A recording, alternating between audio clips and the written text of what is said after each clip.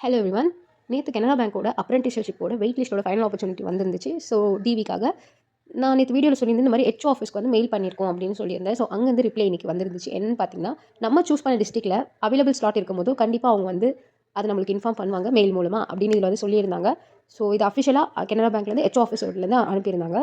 So இதுலேருந்து என்ன தெரியுதுன்னா, டிவி வந்து 9th வந்து இன்னொரு ஃபைனல் ஆப்பர்ச்சுனிட்டி கொடுத்துருக்காங்க. அது முடியட்டும். அது முடிஞ்சு ஒரு 1 வீக் வெயிட் பண்ணி பார்க்கலாம். கண்டிப்பாக வரும்.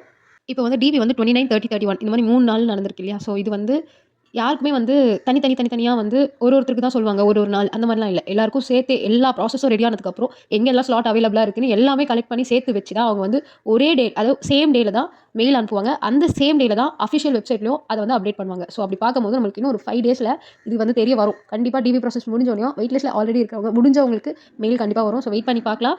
ஸோ டெலிகிராம்ஸ் குரூப்ஸ்லலாம் அன்வான்டடா நெறைய மெசேஜ் சொல்லுவாங்க. ஸோ இந்த மாரி சான்ஸ் இல்ல, கிடைக்காது, வராது, டவுட் தான் அப்படிலாம் சொல்லுவாங்க. ஸோ அதெல்லாம் நம்பாதீங்க.